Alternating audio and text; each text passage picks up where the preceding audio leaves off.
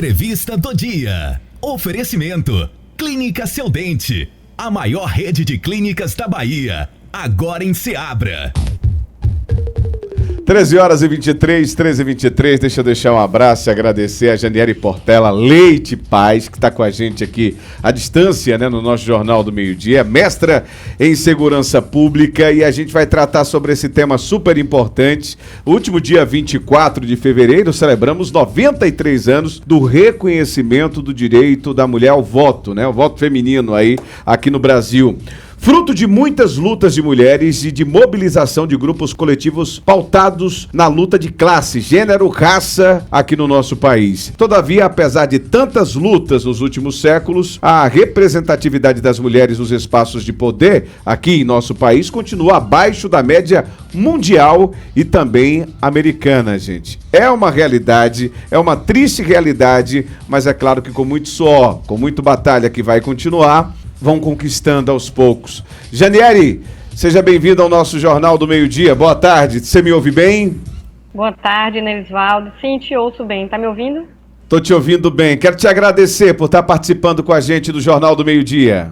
Ok, muito obrigada, né? É uma honra para mim.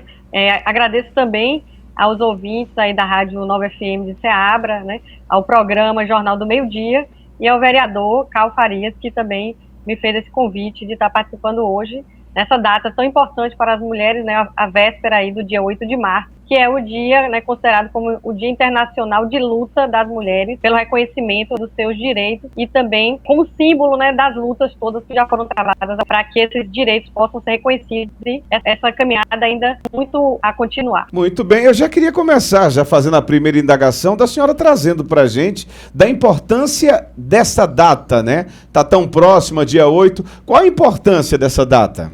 É uma data muito importante, que às vezes as pessoas dizem, todos os dias são os dias das mulheres. Claro, sim, todos os dias temos que marcar o nosso posicionamento firme ali perante a conquista e o reconhecimento dos nossos direitos. Porém, o dia 8 de março é uma data que foi reconhecida internacionalmente, né? Inclusive a ONU reconhece essa data desde 1975. Então é uma data que traz visibilidade para as lutas das mulheres em nível internacional, né? Porque o que nós conquistamos hoje, que as mulheres conquistaram nos últimos séculos, não foi de graça, foi fruto de muitas lutas, né, tanto em nível internacional quanto Brasil, por meio dos movimentos sindicais, sociais, trabalhistas, movimentos de classe, raça e de gênero, né, é que essas conquistas foram sendo alcançadas ao longo dos últimos séculos, principalmente entre o final do século XIX até o início do século XX, que veio o reconhecimento do voto, né, que agora, dia 24 de fevereiro, como você falou, nós completamos aqui no Brasil 93 anos de reconhecimento desse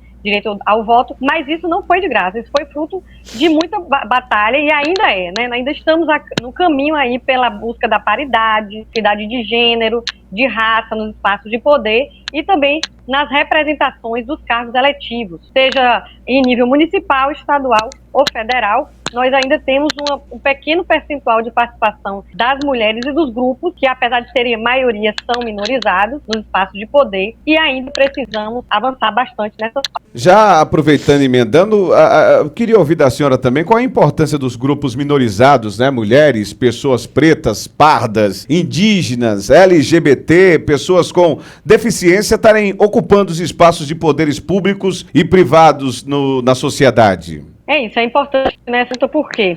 Muita gente diz, mas as pessoas negras, né, que compõem o grupo aí de pretos e pardos, são a maioria da população, assim como as mulheres. É fato, somos maioria da população. Porém, quando a gente vai para as estatísticas dos cargos de poder, né, do exercício dos cargos de poder, dos cargos eletivos, esses grupos, apesar de ser a maioria na população, são os grupos que estão ocupando menos espaço. Nós temos aí uma representação ainda muito baixa das mulheres, por exemplo, nos cargos das câmaras federais, nas assembleias legislativas, nas câmaras municipais. Ainda estamos aí no percentual de média de 18%. Isso é um percentual muito baixo em comparação a outros países americanos e também no mundo como um todo.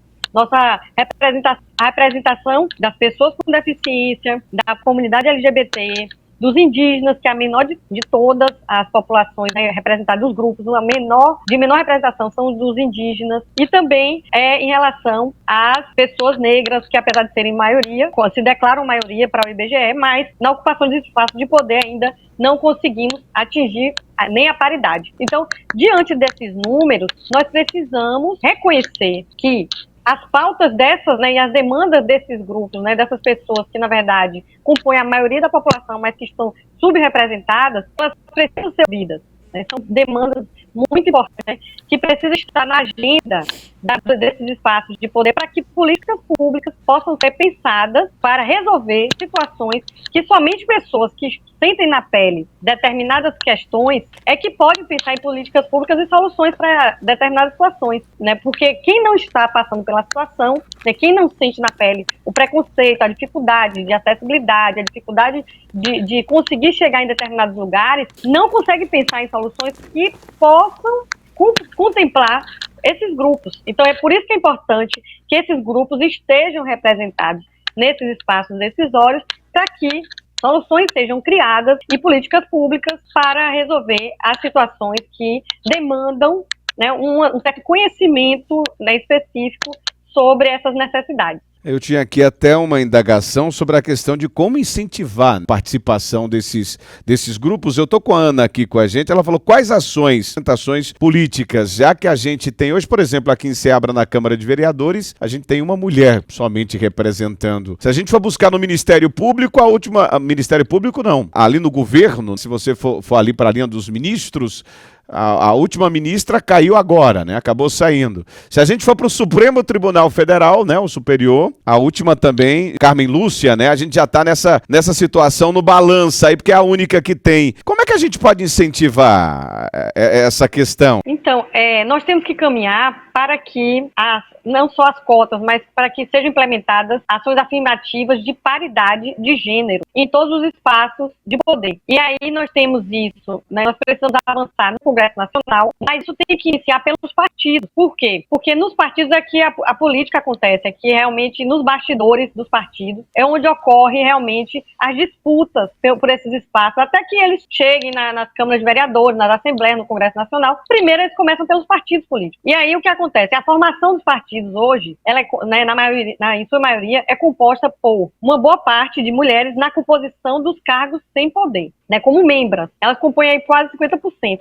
Mas quando nós vamos pegar as estatísticas dos cargos de presidência e dos cargos de tesouraria, ou seja, onde se tem a distribuição do fundo partidário, do FEFC, né, que é o fundo de campanha eleitoral, são decididas as diretrizes de escolha das candidatas e dos candidatos, a ocupação majoritária é de homens, e a maioria homens brancos, cis, heteronormativos. Então nós não temos as representações desses grupos minorizados nesses espaços que são importantíssimos, porque dali é que são formadas as chapas, né, ali são formadas as candidaturas que vão ser viabilizadas pelos partidos, a distribuição dos recursos, que já existem cotas para esses recursos, para aplicação dos recursos, mas a gente sabe que os partidos é que definem, né, os representantes ali dos diretórios partidários, o presidente, o vice, o tesoureiro, que estão ali na cúpula dos partidos, intrapartidariamente, eles é que decidem para a mão de quem que vai esses recursos. Então, as mulheres precisam chegar nesses espaços, as pessoas com deficiência, comunidade LGBT, pessoas pretas e pardas precisam ocupar esses espaços intrapartidários para que campanhas dessas pessoas, né, possam ser viabilizadas, recursos possam ser destinados, capacitações, formação política, para que essas candidaturas possam ser viáveis. Porque não adianta colocar só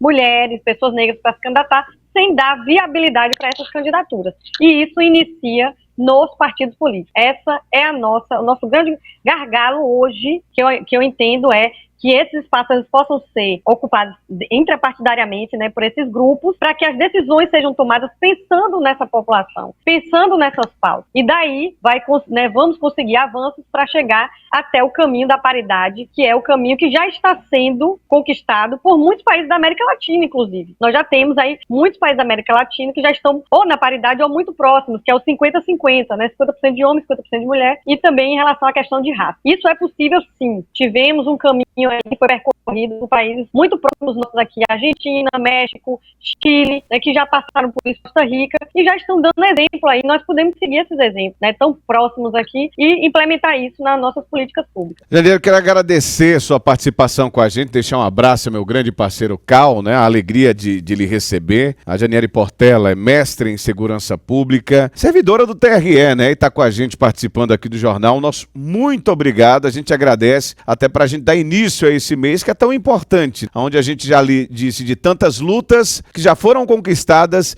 e muitas ainda por conquistar. Muito obrigado pela sua participação com a gente. Ok, eu que agradeço à rádio, a você, Nerisvaldo, e também ao vereador Carlos Farias, que me fez esse convite. Estou à disposição durante todo o mês de março para trazer mais informações, se for do interesse da rádio. Um prazer, viu, receber aqui com a gente, doar o seu tempo para bater um papo com o nosso Jornal do Meio-Dia. Obrigado ao vereador Cal, nosso parceiro também.